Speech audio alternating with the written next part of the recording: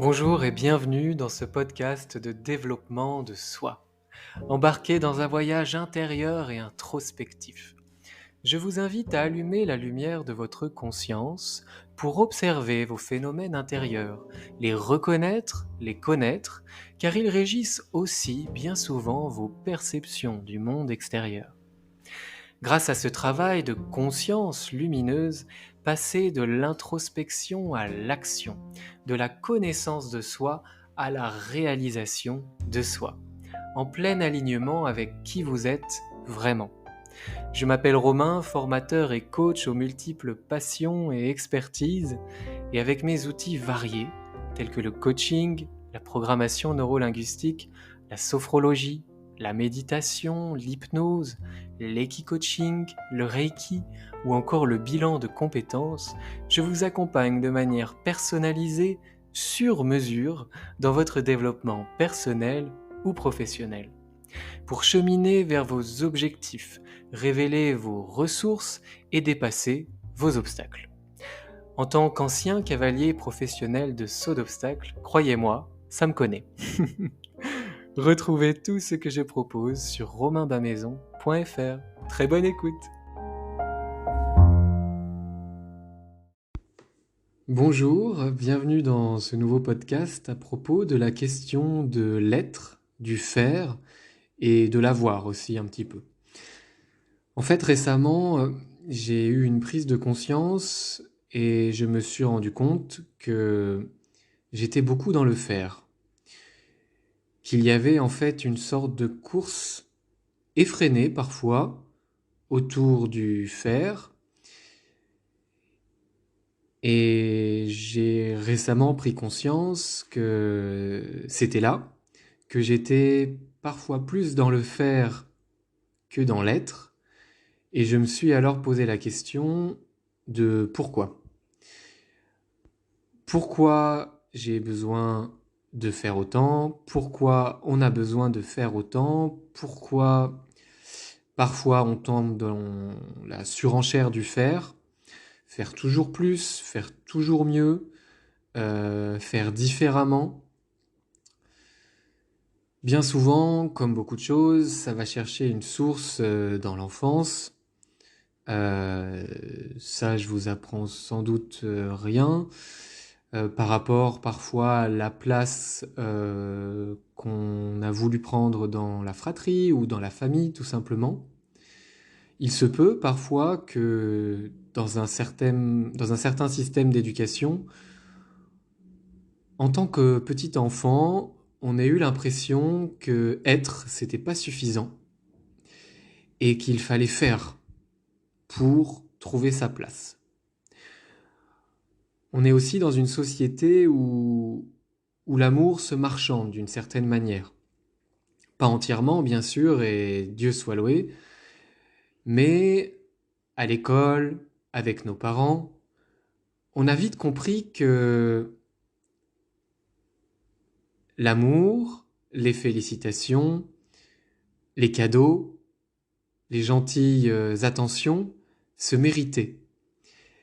Et en tant qu'enfant, on peut avoir créé cette injonction, cette croyance que pour être aimé, pour exister, pour être, pour avoir le droit d'être, il fallait faire. Il fallait avoir des bonnes notes, il fallait être gentil, il fallait être doué dans un sport ou dans autre chose. Et ces croyances-là, qui sont construites dans un système d'éducation et par notre société moderne, eh bien, ça va nous suivre lorsqu'on est adulte. On peut, pour certains d'entre nous, soit toute une vie, soit à un certain moment de la vie, tomber dans ce système-là du faire, de la surenchère du faire. Et je me suis rendu compte personnellement, là je vais parler un petit peu de moi pour expliquer la prise de conscience récente, c'est qu'en fait j'ai ressenti récemment le besoin de ralentir, voire de m'arrêter quelques instants. Et lorsque j'ai ressenti ce besoin-là, il y a de la culpabilité qui est remontée, de la honte aussi. Et j'ai commencé à me demander ce que les autres allaient penser de moi. Dans ma vie professionnelle, bien sûr, et dans ma vie personnelle. Et lorsque je me suis posé cette question, je me suis rendu compte qu'en fait, il y avait des croyances qui font souffrir, qui étaient reliées à cette action de faire pour être. Je me suis mis à penser, j'ai surpris ces pensées de telle personne ne va plus m'aimer, telle personne va penser que je suis feignant. Et puis au fond, si j'arrête de faire ça, mais qu'est-ce que je vais faire? Qu'est-ce que je vais être? Qui suis-je si j'arrête de faire? Est-ce que je vais être rejeté? Est-ce que ma compagne ou mon compagnon va me quitter si j'arrête de faire? Est-ce que je vais être moins intéressant? Est-ce que les gens vont plus me calculer? Je pense que ça, c'est le genre de questions et de pensées qu'on est beaucoup à se voir traverser dans l'esprit, parce qu'évidemment, notamment avec l'ego, d'ailleurs je vous invite à écouter le podcast sur l'ego qui est paru il y a 2 semaines si ça vous tente, eh bien, à certains moments, on s'identifie à ce que l'on fait. Il n'y a pas du tout de mal, et c'est même plutôt bien, d'aller chercher dans ce qu'on fait, dans ce qu'on accomplit, dans notre domaine d'activité, dans nos loisirs, dans le faire, des choses qui nous correspondent et qui nous révèlent à nous-mêmes, qui nous construisent. Évidemment, sur notre parcours de vie, ce que l'on a fait et ce que l'on fait encore contribue à nous révéler à nous-mêmes, à construire notre identité, notre personnalité, mais cela ne doit pas nous résumer. Je crois euh, qu'on peut aller vers un distinguo de l'être et du faire, et je crois aussi qu'on peut peut-être se servir du faire pour notre être. Voir le faire comme un outil, comme des circonstances dans lesquelles notre être se balade, s'amuse au jeu de la vie, mais que ses actions, cette profession, ses loisirs, ses relations ne définissent pas l'être. C'est simplement l'être qui évolue au milieu de faire, et c'est l'être qui fait des actions, qui fait certaines choses, mais c'est l'être rempli qui fait des choses. Et si cet être rempli arrête de faire ces choses, ça reste un être rempli.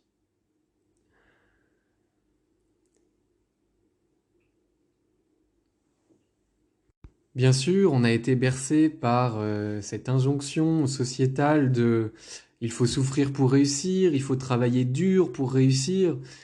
Et d'ailleurs, quand certaines personnes réussissent sans travailler beaucoup, eh bien il se peut qu'on tombe dans le jugement, justement pour protéger cette croyance qu'on a. On va peut-être juger que c'est injuste, ou que la personne a eu de la chance, ou que la personne a usé de pistons, ou bien que c'est pas mérité. On va entrer dans la comparaison, dans le jugement, dans la critique, pour servir cette croyance. Et là, c'est encore beaucoup en lien avec l'ego. Cette croyance qu'il faut absolument travailler énormément pour réussir.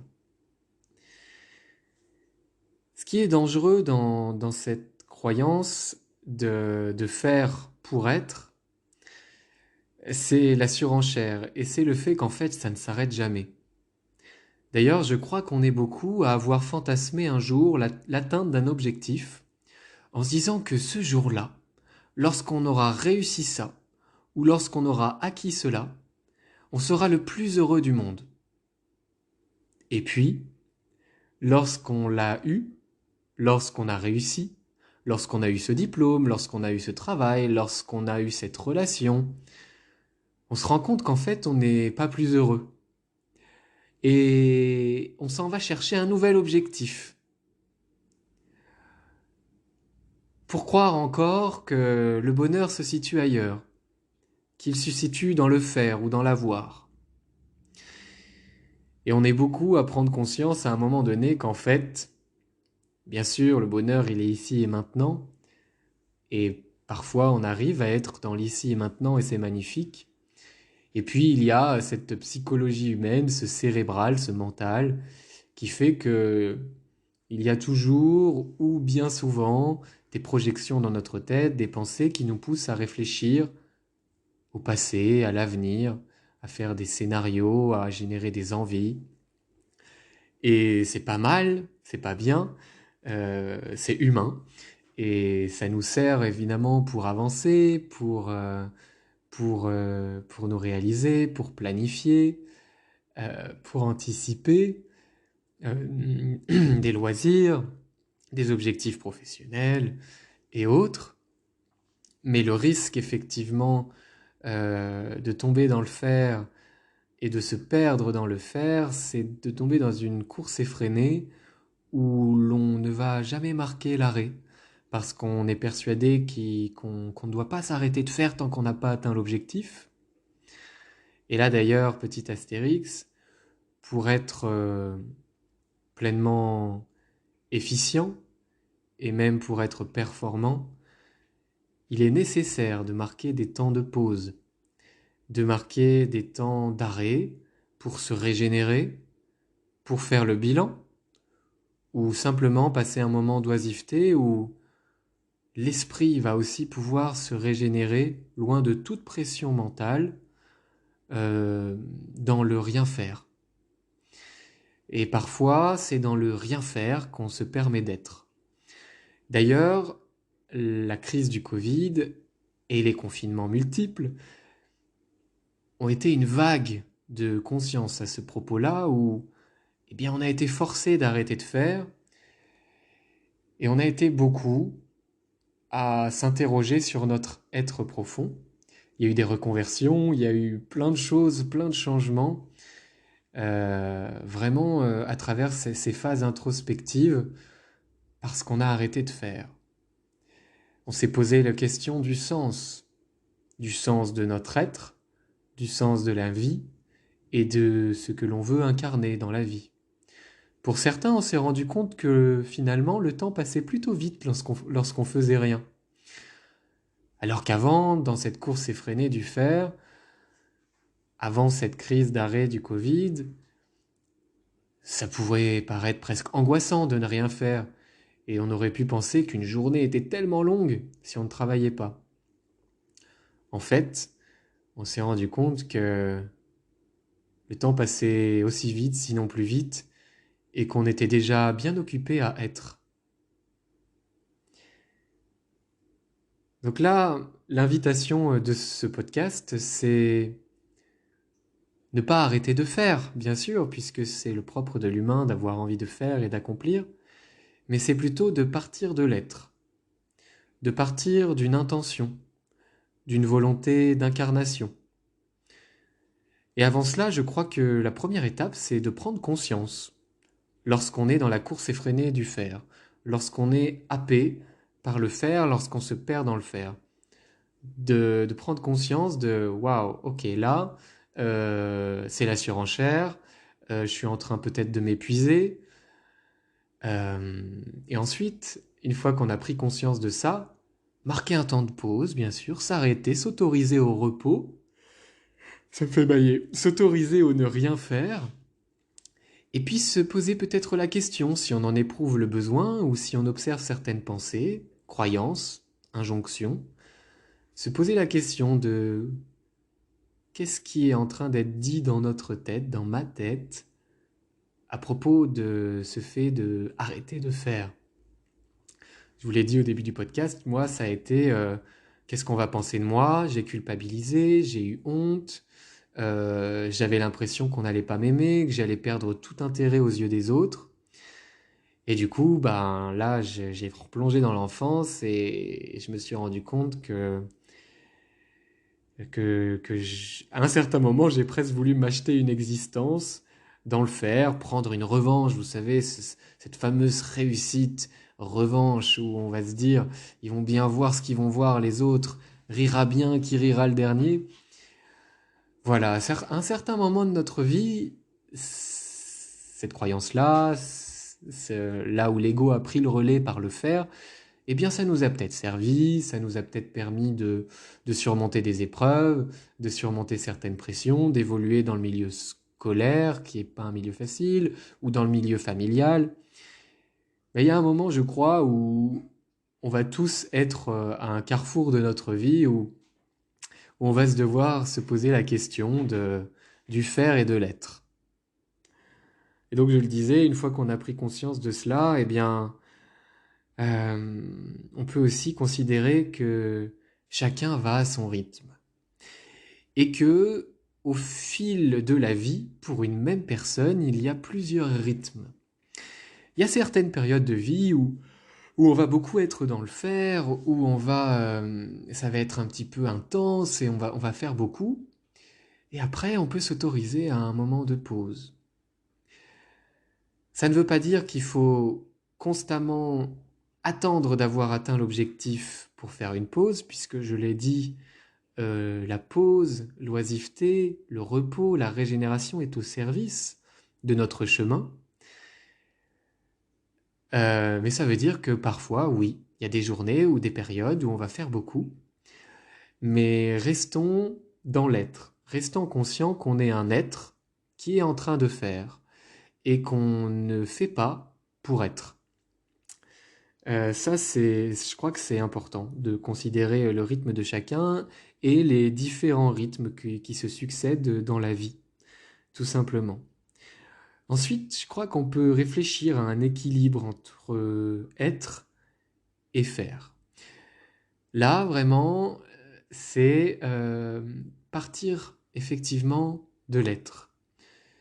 Se poser la question de qui je suis, indépendamment de mes expériences, indépendamment de mes fonctions, indépendamment de mon milieu social, indépendamment de mes loisirs, qui je suis intrinsèquement, si tout s'arrêtait, si j'étais enfermé dans une pièce ou en plein milieu d'un grand champ et qu'il n'y avait plus de société, qu'il n'y avait plus le travail, qu'il n'y avait plus les loisirs, les distractions, qu'il n'y avait plus les autres, c'est encore plus challengeant s'il n'y a plus les autres, qui je suis.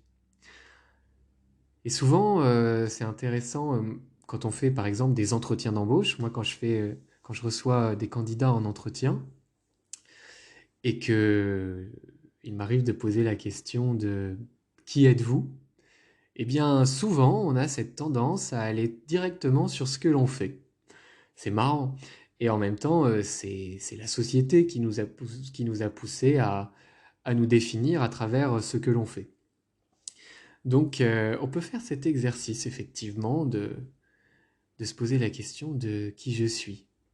Et on n'est pas obligé de remplir une feuille A4, d'avoir comme un CV pour ça. Qui je suis, ça peut être un mot, quelques mots, pour certains un paragraphe, mais très peu suffit pour être en fait. Et ce que j'ai envie de dire aussi, et je crois que je l'ai déjà dit dans d'autres podcasts, c'est qu'en fait, la vie ne se gagne pas. La vie ne se mérite pas. Être ne se mérite pas. À partir du moment où vous êtes venu au monde, vous méritez d'être. Vous n'avez rien à gagner. Vous n'avez rien à gagner en termes de vivre. Vous n'avez pas à acheter votre droit de vivre. Vous êtes, par essence, dans le droit plein et acquis d'être, de vivre. Sans excuse, euh, sans raison. Euh, Juste, vous êtes là, on vous a donné la vie, vous êtes incarné dans cette vie, donc vous avez juste un plein droit acquis de vivre, indépendamment du faire, indépendamment de ce que l'on attend de vous dans la famille, indépendamment de ce que la société pourrait vous dicter. Vous avez juste le droit d'être, à la base. Voilà, ce podcast, il est juste comme ça, parce que j'avais envie vraiment de partager ce raisonnement et ce questionnement, voilà, cette phase d'introspection qui est la mienne en ce moment. Et je crois que ça peut résonner pour beaucoup, vraiment. Et j'en ai discuté avec pas mal d'amis et voilà, c'est une question intéressante à se poser. En résumé, partez de l'être avant de faire ou d'avoir. Et en plus, pour finir, euh, lorsqu'on a un objectif à atteindre, eh bien, c'est en l'incarnant pleinement en tant qu'être qu'on va attirer les situations, les personnes, les choses à nous, avec beaucoup moins d'efforts que lorsqu'on s'obsède par le faire. C'est vraiment intéressant de partir dans l'être. C'est aussi ça la loi de l'attraction, c'est partir de l'être, faire après, et puis finalement, quand on est beaucoup, on a besoin de faire moins. Et il y a un petit exercice que vous pouvez faire, ça vient maintenant, justement pour faire ce distinguo entre être, faire et avoir. C'est un exercice tout simple en fait, vous prenez une feuille de papier et un stylo, ou bien sur l'ordi. C'est que moi j'aime bien écrire. Mais voilà, vous faites 3 colonnes avec être, faire, avoir. Ça va vous permettre en fait de faire le distinguo tout en gardant tout ça dans votre vie. C'est-à-dire, vous pouvez lister dans le faire tous vos succès, vos fonctions, vos loisirs, ce que vous avez fait, vos expériences. Dans l'avoir, vous pouvez lister tout ce que vous aimez et que vous avez. Un appartement, une relation particulière, un objet auquel vous tenez, un animal de compagnie. Voilà. Bien que, attention, c'est pas parce qu'il y a quelque chose qui est dans l'avoir que ce n'est pas dans l'être. Par exemple, une relation en animal de compagnie, c'est aussi dans l'être. C'est un partage de l'être, mais c'est quelque chose qui est extérieur à vous. Donc on va le mettre dans l'avoir. Dans le faire, je l'ai déjà dit. Et comme ça, dans l'être, eh bien, vous pouvez mettre ce que vous êtes et ce que vous pensez être. Et en fait, dans l'être, ce qui est important de voir, dans le distinguo, c'est que dans l'être, c'est vraiment indépendant des circonstances extérieures. L'être, c'est vraiment le monde à l'intérieur, qui se suffit à lui, et qui va influencer ensuite l'extérieur, mais vraiment l'intérieur de vous. Voilà pour le petit exercice. Je vous dis à bientôt pour un nouveau podcast. Prenez soin de vous et soyez. Bisous, bye bye.